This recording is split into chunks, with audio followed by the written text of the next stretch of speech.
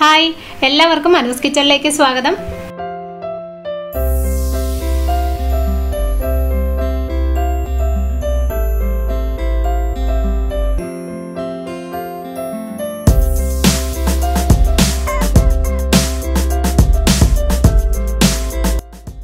ഇപ്പം ഞായറാഴ്ച രാവിലെയാണ്. അപ്പോൾ ഇന്നത്തെ ബ്രേക്ക്ഫാസ്റ്റ് പൂരിയും സവാള ഫ്രൈ അല്ലെങ്കിൽ ഓണിയൻ ഫ്രൈ ആണ് കേട്ടോ. ഒത്തിരി നാളായി പൂരി ഉണ്ടാക്കിയിട്ട് ഏകദേശം ഒരു വർഷത്തോളമെങ്കിലും ആയിട്ടുണ്ടാവും. എല്ലാവർക്കും പൂരി കഴിക്കാൻ മടിയാണ്, കാരണം എണ്ണയിൽ ഫ്രൈ ചെയ്തതായതുകൊണ്ട്. ഇഷ്ടമാണെങ്കിലും അങ്ങനെ ഞങ്ങൾ ഉണ്ടാക്കാറില്ല. അപ്പോൾ ഇന്ന് എന്തായാലും ഉണ്ടാക്കാമെന്ന് വിചാരിച്ചു. പൂരി ഉണ്ടാക്കുന്ന ഡീറ്റെയിൽഡ് ആയിട്ടുള്ള വീഡിയോ ഞാൻ മുന്നേ ഇട്ടിട്ടുണ്ട് കേട്ടോ. അപ്പോൾ അതുകൊണ്ട് ഞാൻ ഇന്നിപ്പം അത് ഡീറ്റെയിൽസ് ഒന്നും പറയുന്നില്ല. ജസ്റ്റ് ഗോതമ്പൊടിയിൽ കുറച്ച് റവ ഇട്ടിട്ടുണ്ട്, പിന്നെ ആവശ്യത്തിനുള്ള ഉപ്പ് ഇടാം.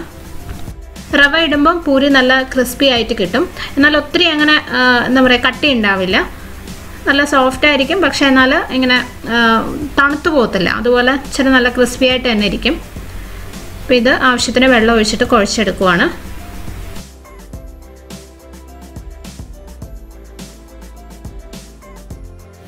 മാവിനി നന്നായിട്ടൊന്ന് കുഴച്ചെടുക്കണം. നല്ല സ്മൂത്ത് ആയിട്ട് വരുന്നത് വരെ കുഴച്ചെടുക്കാൻ പോവാണ്. ഈ പൂരിയുടെ മാവ് ഞാൻ എപ്പോഴും ചപ്പാത്തി മാവിനേക്കാളും കുറച്ചും കൂടി കട്ടിയായിട്ടാണ് കുഴക്കുന്നത് കേട്ടോ. അത്ര സോഫ്റ്റ് ആയിരിക്കില്ല, ഒരല്പം കൂടി കട്ടി ഉണ്ടാവും. അപ്പോഴാണ് നമുക്ക് പരത്തിയെടുക്കാനും പിന്നെ പൂരി നല്ല ക്രിസ്പി ആയിട്ട് പൊങ്ങിയൊക്കെ വരുന്നത്, കറക്റ്റായി പൊങ്ങി വരുന്നത് അപ്പോഴാണ്. അപ്പോൾ ഇത് മാറ്റി വയ്ക്കാം. ഇനി ഓണിയൻ മസാല ഉണ്ടാക്കിയിട്ട് പൂരി പരത്താം.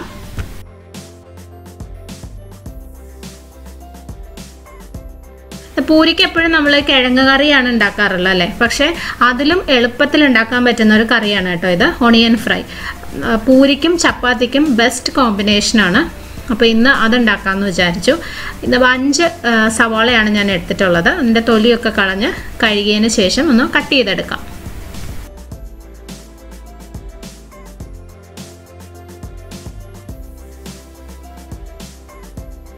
സവോള ഇതുപോലെ നല്ല കനം കുറച്ച് അരിഞ്ഞെടുക്കണം. പറ്റുന്നിടത്തോളം കനം കുറച്ച് തന്നെ അരിയണം കേട്ടോ. കാരണം ഇത് നമ്മൾ നന്നായിട്ട് വഴറ്റിയതിന് ശേഷം കുറച്ച് വെള്ളം ഒഴിച്ചിട്ട് ഇങ്ങനെ ഫ്രൈ പോലെ ഉണ്ടാക്കുന്ന ഒരു സാധനമാണ്. അപ്പോൾ സവോളയ്ക്ക് കനം കൂടിക്കഴിഞ്ഞാൽ കഴിക്കാൻ അത്ര നന്നാവില്ല.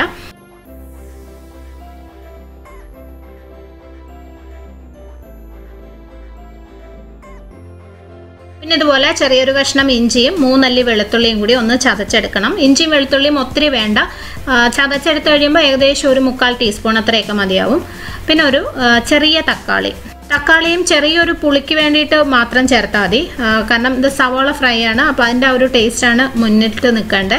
അപ്പോൾ നമ്മളിപ്പോൾ 5 സവാളയാണല്ലോ എടുത്തത്, അതിന് ഈ സൈസിലുള്ള ഒരു ചെറിയ തക്കാളി മാത്രം എടുത്താൽ മതി. അപ്പോൾ അതും ഇതുപോലെ കനം കുറച്ചൊന്ന് അരിഞ്ഞെടുക്കാം.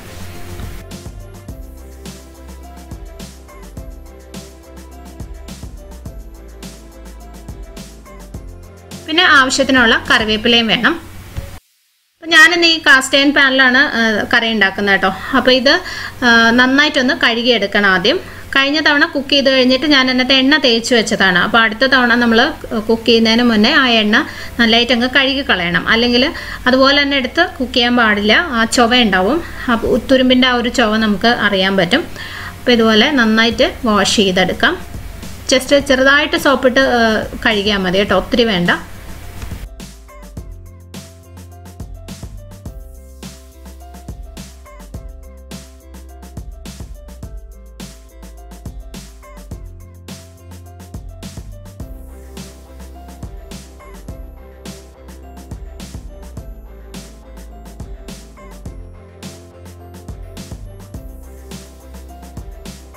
പാൻ ചൂടാകുമ്പോൾ അതിനകത്തേക്ക് എണ്ണ ഒഴിക്കാം. വെളിച്ചെണ്ണയാണ് നല്ലത്. നാടൻ ഓണിയൻ ഫ്രൈ ആണ്, അപ്പോൾ വെളിച്ചെണ്ണ ആണെങ്കിലേ അതിൻ്റെ കറക്റ്റ് ടേസ്റ്റ് കിട്ടത്തുള്ളൂ. എണ്ണ ചൂടാകുമ്പോൾ അതിനകത്തേക്ക് സവോള ഇട്ട് കൊടുക്കാം. ഈ പാനിനെ കുറിച്ച് കുറേ പേര് എന്നോട് ചോദിച്ചിട്ടുണ്ടായിരുന്നു കേട്ടോ. കഴിഞ്ഞ 2-3 വീഡിയോസ് കണ്ടിട്ട് ഒത്തിരി പേര് മെസ്സേജ് ചെയ്തിട്ടുണ്ടായിരുന്നു. അപ്പോൾ എൻ്റെ ഡീറ്റെയിൽസ് ഞാൻ ജസ്റ്റ് ഒന്ന് പറയാം. ഇത് എവിടെ നിന്നാണ് വാങ്ങിയെന്നുള്ള ലിങ്ക് ഞാൻ താഴെ ഡിസ്ക്രിപ്ഷൻ ബോക്സിൽ കൊടുത്തിട്ടുണ്ട്. നിങ്ങൾക്കത് നോക്കി വേണമെന്നുള്ളവർക്ക് വാങ്ങിക്കാം. പിന്നെ ഈ പാനെന്നല്ല, ഏത് കാസ്റ്റ് അയൺ പാൻ ആയാലും നമ്മൾ കുക്ക് ചെയ്യാൻ എടുക്കുന്നതിന് മുന്നേ 2-3 ദിവസം എണ്ണയൊക്കെ തേച്ചൊന്ന് മയക്കി എടുക്കണം. അതെങ്ങനെയാണ് ചെയ്യേണ്ടതെന്നുള്ളത് ഞാനൊരു വ്ളോഗിൽ കാണിച്ചിട്ടുണ്ട്. ആ വ്ളോഗിൻ്റെ ലിങ്കും താഴെ ഡിസ്ക്രിപ്ഷൻ ബോക്സിൽ ഞാൻ ഇട്ടിട്ടുണ്ട് കേട്ടോ. അപ്പോൾ അത് ആവശ്യമുള്ളവർക്ക് നോക്കാം. ഇത് ശരിക്കും നമ്മൾ വാങ്ങിക്കുമ്പോൾ പ്രീ സീസൺഡ് എന്നായിരിക്കും എഴുതിയിട്ടുണ്ടാവുക. നേരത്തെ തന്നെ അവർ സീസൺ ചെയ്തിട്ടുണ്ടെന്നായിരിക്കും അതിൻ്റെ ആ ഒരു ഡിസ്ക്രിപ്ഷനിൽ ഉണ്ടാവുന്നത്. പക്ഷേ ഒന്നും കൂടി നമ്മൾ 2-3 ദിവസം എണ്ണയൊക്കെ തേച്ച് വെച്ചിട്ട് വേണം കുക്ക് ചെയ്യാൻ. അപ്പം ഞാനിപ്പോൾ 2-3 ദിവസം അങ്ങനെ മയക്കിയെടുത്ത പാനാണിത്. ഇത് കണ്ടോ, ഒട്ടും തന്നെ ഒട്ടിയൊന്നും പിടിക്കില്ല. ഞാനിപ്പോൾ ഇത് സ്ഥിരമായിട്ട് യൂസ് ചെയ്യുന്നുണ്ട്, കാരണം അത്രയ്ക്ക് നല്ലതാണ്. നമ്മളിപ്പോൾ ഇതുപോലുള്ള നാടൻ സാധനങ്ങളൊക്കെ കാസ്റ്റ് അയൺ പാനിൽ ഉണ്ടാക്കി കഴിഞ്ഞാൽ ഒരു പ്രത്യേക സ്വാദ് തന്നെയാണ്. സാധാരണ പാനിൽ ഉണ്ടാക്കുന്ന ആ ടേസ്റ്റേ അല്ല. നിങ്ങൾക്കത് ട്രൈ ചെയ്യുന്നവർക്ക് അറിയാമായിരിക്കും. അപ്പം ഞാൻ ആദ്യത്തെ വ്ലോഗ് ചെയ്ത് കഴിഞ്ഞപ്പോൾ ഇതിനകത്തൊന്ന് കുക്ക് ചെയ്ത് കാണിക്കാവോ എന്ന് ഒരുപാട് പേര് ചോദിച്ചിട്ടുണ്ടായിരുന്നു കേട്ടോ. അപ്പോൾ അതുകൊണ്ടാണ് ഇങ്ങനെ ഡീറ്റെയിൽഡ് ആയിട്ടൊരു വീഡിയോ ചെയ്യുന്നത്. സവാള ഞാൻ നന്നായിട്ടൊന്ന് വഴറ്റിയെടുത്തിട്ടുണ്ട്. ഇതുപോലെ നല്ലതായിട്ടൊന്ന് വാടി വരുന്ന സമയത്ത് നമ്മൾ ആദ്യം ചതച്ചു വെച്ച ഇഞ്ചിയും വെളുത്തുള്ളിയും ഇതിനകത്തേക്ക് ഇട്ട് കൊടുക്കാം.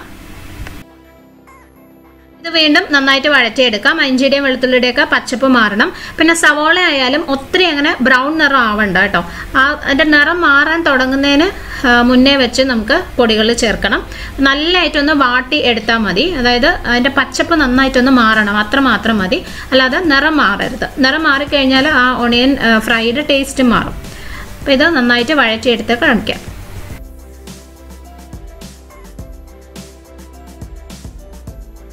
സവാള ഈ ഒരു പരുവത്തിലായാൽ മതി കേട്ടോ. അതിൻ്റെ നിറം ചെറുതായിട്ട് മാറാൻ തുടങ്ങുന്ന ഒരു സ്റ്റേജ് ആയിട്ടുണ്ട്. ഇത്രയും മതി. ഈ സമയത്ത് നമുക്ക് പൊടികൾ ചേർക്കാം. 3/4 ടീസ്പൂണോളം മഞ്ഞൾപ്പൊടി, 3 ടീസ്പൂൺ മുളക് പൊടി, ഞാൻ കാശ്മീരി മുളക് പൊടിയാണ് യൂസ് ചെയ്തിട്ടുള്ളത്, 1/2 ടീസ്പൂൺ മല്ലിപ്പൊടി, മുളക് പൊടിയുടെ പകുതി മതി കേട്ടോ മല്ലിപ്പൊടി, പിന്നെ 3/4 ടീസ്പൂണോളം പെരുംജീരകം പൊടിച്ചത് അല്ലെങ്കിൽ വലിയ ജീരകം പൊടിച്ചത്. ഇത് നന്നായിട്ട് വഴറ്റിയെടുക്കാം. പൊടികളുടെ പച്ചപ്പ് നന്നായി മാറിക്കിട്ടണം. ഇതിനകത്ത് ചേർക്കുന്ന മസാലയുടെയൊക്കെ അളവ് നിങ്ങളുടെ ഇഷ്ടം പോലെ അഡ്ജസ്റ്റ് ചെയ്യാം കേട്ടോ. എരിവ് എത്ര വേണമെന്ന് നോക്കിയിട്ട് മുളക് പൊടി കൂടുതലോ കുറവോ ഒക്കെ ചേർക്കാം. പിന്നെ ഇതിനകത്ത് നമ്മൾ പച്ചമുളക് ചേർക്കുന്നില്ല. പിന്നെ പെരുംജീരകം ആയാലും ഫ്ലേവർ കുറവാണെന്ന് തോന്നുവാണെങ്കിൽ പിന്നെ നമുക്ക് കൂടുതൽ വേണമെങ്കിൽ ചേർക്കാം. അപ്പോൾ നിങ്ങളുടെ ഇഷ്ടം പോലെ അഡ്ജസ്റ്റ് ചെയ്താൽ മതി. പിന്നെ പൊടികൾ നന്നായിട്ട് മൂത്ത് വന്നിട്ടുണ്ട്. ഇനി ഇതിനകത്തേക്ക് ആവശ്യത്തിന് കറിവേപ്പില ഇടാം. പിന്നെ നമ്മൾ നേരത്തെ അരിഞ്ഞു വെച്ച തക്കാളി ഇടാം. തക്കാളി ജസ്റ്റ് ഒന്ന് മിക്സ് ചെയ്താൽ മതി കേട്ടോ. ഒന്ന് യോജിപ്പിച്ചാൽ മതി. അതങ്ങനെ സോഫ്റ്റ് ആവാനായിട്ട് വെയിറ്റ് ചെയ്യേണ്ട ആവശ്യമില്ല. ഇതൊന്ന് യോജിപ്പിച്ചതിന് ശേഷം ഇതിനകത്തേക്ക് കുറച്ച് വെള്ളം ഒഴിക്കാം. ഒരു 1/2 കപ്പ് വെള്ളം മതി. ഇതിങ്ങനെ ഫ്രൈ ആയിട്ടിരിക്കുന്നതാണ്. അപ്പോൾ അതുകൊണ്ട് ഒത്തിരി വെള്ളത്തിൻ്റെ ആവശ്യമില്ല. ജസ്റ്റ് ആ സവോള ഒന്ന് വെന്ത് കിട്ടണം, അത്രയും മാത്രം മതി. ഒരു 1/2 കപ്പ് മാത്രം വെള്ളം ഒഴിച്ചിട്ടുണ്ട്. ഇനി ഇതിനകത്തേക്ക് ആവശ്യത്തിനുള്ള ഉപ്പിട്ട് കൊടുക്കാം. എന്നിട്ട് നന്നായിട്ടൊന്ന് മിക്സ് ചെയ്യാം. അപ്പോൾ ഞാൻ ജസ്റ്റ് ഒന്ന് ടേസ്റ്റ് നോക്കിയപ്പോൾ ആ പെരുംജീരകത്തിൻ്റെ ഫ്ലേവർ അത്രയ്ക്ക് അങ്ങോട്ട് വന്നിട്ടില്ല. അപ്പോൾ അതുകൊണ്ട് ഞാനൊരു 1/2 ടീസ്പൂണും കൂടി ചേർത്ത് കേട്ടോ. ആദ്യം 3/4 ടീസ്പൂൺ ഇട്ടു, ഇപ്പോൾ വീണ്ടും 1/2 ടീസ്പൂണും കൂടി ഇട്ടിട്ടുണ്ട്. അപ്പോൾ നിങ്ങളും ഒന്ന് ടേസ്റ്റ് ഒക്കെ നോക്കിയിട്ട് വേണമെന്നുണ്ടെങ്കിൽ പെരുംജീരകം കൂടുതൽ ചേർക്കാം. ഇതിനകത്ത് നമ്മൾ ഗരം മസാല ഇടുന്നില്ല. അപ്പോൾ ഇത് നമുക്ക് അടച്ചു വെച്ച് വേവിക്കാം. ഇത്രയും വെള്ളം മതി. ഏറ്റവും ചെറിയ തീയിൽ ഒരു 6-7 മിനിറ്റ് അടച്ചു വെക്കാം. അപ്പോഴേക്കും സവാളയൊക്കെ നല്ലതായിട്ടൊന്ന് വാടി കിട്ടും. ഇതിൻ്റെ നിറവും ചെറുതായിട്ട് ഒന്ന് മാറും കേട്ടോ. ഒരു നല്ലൊരു ബ്രൗൺ കളർ പോലെ ആവും. അപ്പോൾ ഇനി പൂരിയും കൂടെ ഉണ്ടാക്കുമ്പോൾ ബ്രേക്ക്ഫാസ്റ്റ് റെഡി. ഞാനെപ്പോഴും ചെറിയ പൂരിയാണ് കേട്ടോ ഉണ്ടാക്കുന്നത്. പൂരിയുടെ വലിപ്പം കൂടുന്തോറും അത് നേരെ പൊങ്ങി വരത്തില്ല. ഞാൻ പരത്തുന്നതിൻ്റെ പ്രശ്നമായിരിക്കാം. അപ്പോൾ അതുകൊണ്ട് എപ്പോഴും ഞാൻ ചെറിയ പൂരി ഉണ്ടാക്കാറുള്ളൂ. പിന്നെ ചപ്പാത്തിയുടെ അത്രയും കട്ടി കുറച്ച് പരത്തരുത്, കുറച്ച് കട്ടി ഉണ്ടാവണം, എന്നാലേ അത് നേരെ പൊങ്ങി വരത്തുള്ളൂ. അതുപോലെ തന്നെ എല്ലാ സ്ഥലത്തും ഏകദേശം ഒരേ പിന്നെ ഒരു കട്ടി തന്നെ ആയിരിക്കാൻ നോക്കണം. പല സ്ഥലത്തും പല രീതിയിലായിപ്പോയാലും പൂരി നേരെ പൊങ്ങത്തില്ല.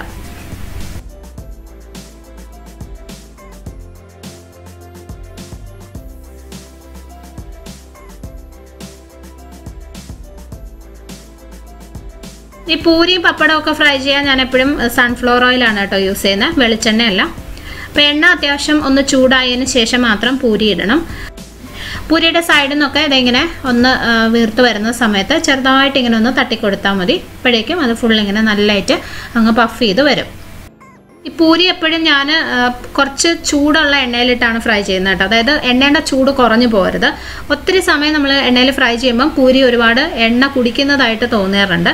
അപ്പോൾ ഇതുപോലെ കുറച്ചൊന്ന് നല്ല ചൂടുള്ള എണ്ണയിലിട്ട് പെട്ടെന്ന് ഫ്രൈ ചെയ്ത് മാറ്റിക്കഴിഞ്ഞാൽ അത്രയ്ക്കുള്ള എണ്ണ അതിനകത്തോട്ട് പിടിക്കുള്ളൂ. കണ്ടോ, പൂരി നല്ല അടിപൊളിയായിട്ട് വന്നിട്ടുണ്ട്.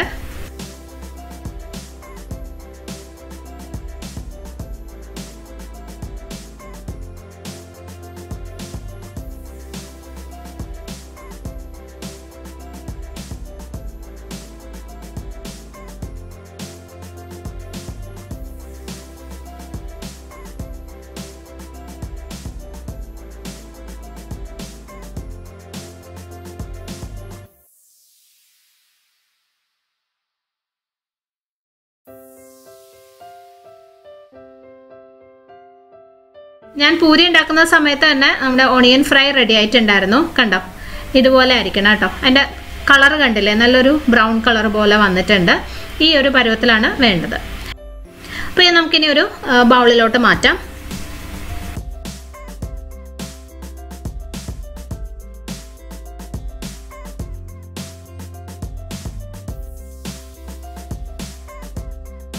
ഈ പാൻ കണ്ടോ നിങ്ങൾ, ഒട്ടും തന്നെ ആ മസാലയൊന്നും താഴെ പിടിച്ചിട്ടേ ഇല്ല, ഒട്ടിപ്പിടിച്ചിട്ടില്ല. ഞാൻ വളരെ കുറച്ച് വെള്ളം ഒഴിച്ച് ചെറിയ തീയിൽ വെച്ചതാണ്, പക്ഷെ എന്നിട്ട് പോലും താഴെയൊന്നും ഒട്ടും തന്നെ പിടിച്ചിട്ടില്ല. ഈ കാസ്റ്റ് അയൺ പാനുകളിൽ കുക്ക് ചെയ്യുമ്പം എനിക്കും ഇതുപോലെ മുന്നേ പ്രശ്നം തോന്നിയിട്ടുണ്ട്, താഴെ ഇങ്ങനെ മസാലയൊക്കെ പിടിക്കുന്ന ഒരു പ്രോബ്ലം തോന്നിയിട്ടുണ്ട്. പക്ഷെ ഇതിനുണ്ടോ അങ്ങനെ ഒരു പ്രോബ്ലമേ ഇല്ല. പാനിൻ്റെ ചൂട് മാറിക്കഴിയുമ്പോൾ നന്നായിട്ട് കഴുകി നല്ലതായിട്ടൊരു തുണിയോ ടിഷ്യൂ പേപ്പറോ എന്തെങ്കിലും വെച്ച് ഉണക്കിയതിന് ശേഷം എണ്ണ തേച്ച് വെച്ചാൽ മതി. എത്ര വർഷം വേണമെങ്കിലും നമുക്ക് ഇതുപോലുള്ള കാസ്റ്റ് അയൺ പാനുകൾ യൂസ് ചെയ്യാം. അപ്പോൾ നമ്മുടെ ബ്രേക്ക്ഫാസ്റ്റും റെഡി ആയിട്ടുണ്ട്. നിങ്ങൾ ഈ ഓണിയൻ ഫ്രൈ ട്രൈ ചെയ്ത് നോക്കണം കേട്ടോ. പൂരിക്കും ചപ്പാത്തിക്കും ബെസ്റ്റ് കോമ്പിനേഷനാണ്, ഉറപ്പായിട്ട് നിങ്ങൾക്ക് ഇഷ്ടാവും. അപ്പോൾ ട്രൈ ചെയ്തിട്ട് അഭിപ്രായം അറിയിക്കണേ. അപ്പോൾ ബ്രേക്ക്ഫാസ്റ്റൊക്കെ കഴിഞ്ഞ് ഞങ്ങളൊന്ന് പുറത്തേക്കൊക്കെ പോകണമെന്ന് വിചാരിച്ചാണ്. പക്ഷേ ഫുള്ള് മഴയായിരുന്നു, രാവിലെ തൊട്ട് തുടങ്ങിയ മഴയാണ്. അത് ഇപ്പോഴും നന്നായിട്ട് പെയ്യുന്നുണ്ട്. ഇന്നത്തെ ലഞ്ച് അമ്മയാണ് കേട്ടോ ഉണ്ടാക്കിയത്. നല്ല മത്തിക്കറിയുണ്ട്, തേങ്ങ അരച്ച മത്തിക്കറിയാണ്. പിന്നെ കപ്പയുണ്ട്. കപ്പയ്ക്കകത്ത് അത് മഞ്ഞളൊക്കെ ഇട്ട് വേവിച്ചിട്ട് പിന്നെ കുറച്ച് അരപ്പിട്ട് വെച്ചിരിക്കുകയാണ്. വൈകിട്ട് പിന്നെ മഴ കുറച്ചൊന്ന് തോർന്നപ്പോൾ ഞങ്ങളൊന്ന് പുറത്തേക്ക് പോയി. ആക്കുളം ചിൽഡ്രൻസ് പാർക്കിലാണ് കേട്ടോ പോയത്. വീട്ടിൽ നിന്ന് ഒരു 15 മിനിറ്റൊക്കെ ഉള്ളൂ. അപ്പോൾ കുട്ടികൾക്ക് കളിക്കാനൊക്കെ നല്ലൊരു സ്ഥലമാണ്. ഇത് പണ്ട് തൊട്ടേ ഉള്ളതാണ് കേട്ടോ, ഒരുപാട് വർഷം ഞങ്ങളൊക്കെ ചെറുതായിരിക്കുമ്പോൾ തൊട്ടുള്ളതാണ്. പക്ഷെ അന്നൊക്കെ ഇതിങ്ങനെ വെറുതെ കാട് പിടിച്ച് കിടക്കുമായിരുന്നു. ഇപ്പോഴാണ് കുറച്ച് നാൾ ഒരു വർഷമായിട്ടുള്ളൂ എന്ന് തോന്നുന്നു ഇതിങ്ങനെ പുതുക്കി എടുത്തിട്ട്. ഇപ്പോൾ കുട്ടിയൊക്കെ കളിക്കാനൊക്കെ നല്ല രീതിയിലാക്കി എടുത്തിട്ടുണ്ട്. പിന്നെ ഒരു സ്വിമ്മിങ് പൂളൊക്കെ ഉണ്ട്. നല്ല നീറ്റ്, ഒരുവിധം നല്ല നീറ്റായിട്ടാണ് ഇട്ടിരിക്കുന്നത്. പിന്നെ ഒത്തിരി ഈ പാർക്ക് നിറയെ മരങ്ങളാണ്, വലിയ മരങ്ങളാണ്. അപ്പോൾ ഒട്ടും തന്നെ വെയിലടിക്കില്ല. ഉള്ളിലേക്ക് കയറി കഴിഞ്ഞാൽ നല്ലൊരു തണുപ്പാണ്.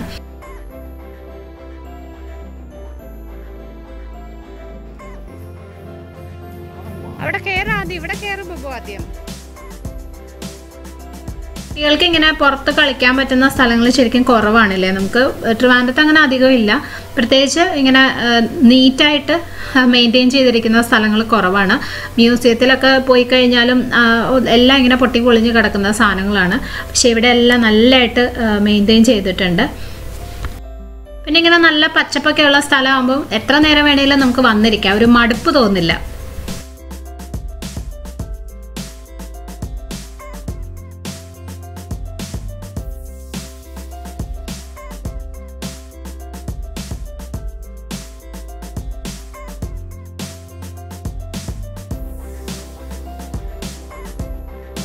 പിന്നെ നല്ലൊരു സ്വിമ്മിംഗ് പൂളും ഉണ്ട് കേട്ടോ. നല്ല ക്ലീൻ ആയിട്ടാണ് അത് മെയിൻറ്റെയിൻ ചെയ്തിരിക്കുന്നത്.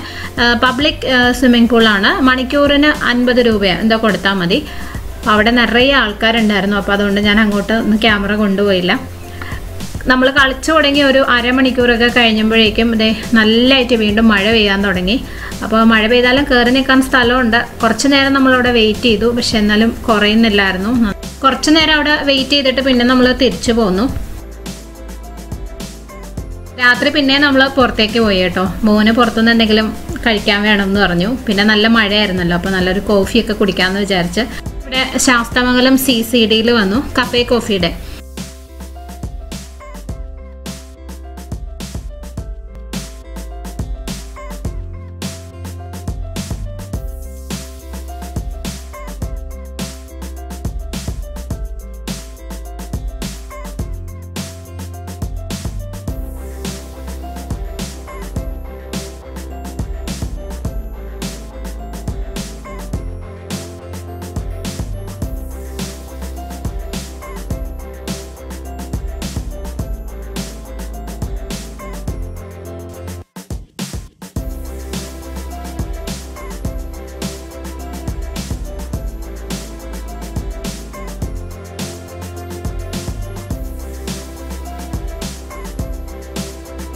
ഇതൊക്കെയായിരുന്നു ഞങ്ങളുടെ സൺഡേ വിശേഷങ്ങൾ, വീക്കെൻഡ് വിശേഷങ്ങൾ. അടുത്തൊരു വീഡിയോ ആയിട്ട് വീണ്ടും കാണാം. Bye. Thank you for watching.